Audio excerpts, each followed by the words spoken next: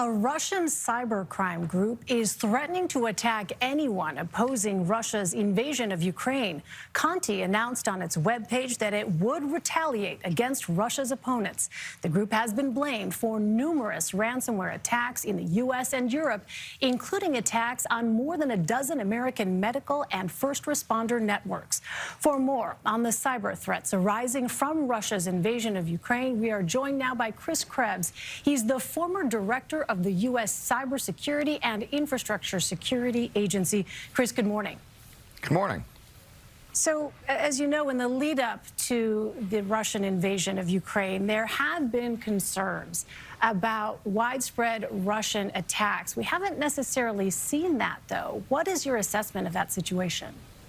That's absolutely right. And many, I think, in the cybersecurity community are surprised. It should have been part of the initial invasion by Russian forces to shut down internet and telecommunications so that the Ukrainian people could not share what's happening in the country. And as President Zelensky said, the truth is their weapon. And the iconic images, the legends that have been born thus far in the last 48, 72 hours are all on the Ukrainian side. And so I think the Russians have made a strategic error. Now they still have time and space to make changes and lay down an information blackout or blanket in the coming days. But in the meantime, they have made a mistake, I believe. Chris, how do you expect the Russians to adjust their approach at this point? And does that potentially include attacks, cyber attacks against the West?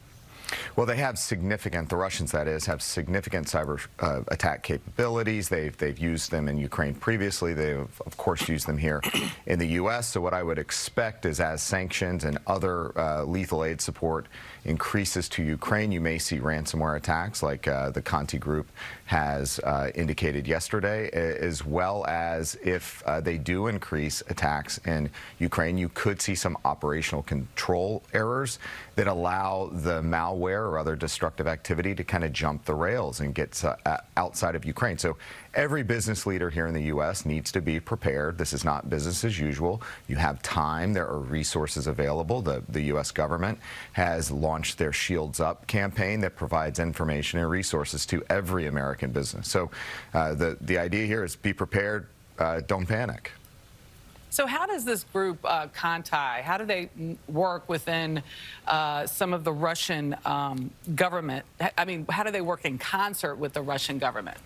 Well, this is a key question, and it's not exactly clear whether they're operating with the direct approval or at the direction of the Russian security services. I've long suspected it, and they somewhat confirmed it yesterday.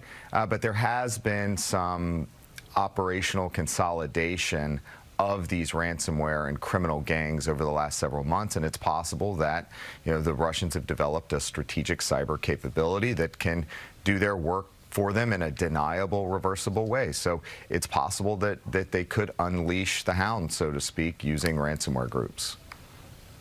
Okay, Chris Krebs, thank you very much. I think it's so interesting that he says the Russians, he expected them to shut down the internet in Ukraine, and they didn't, which is a mistake for them, I guess. Yes. Which is why we're seeing some of these images and videos over the past couple days.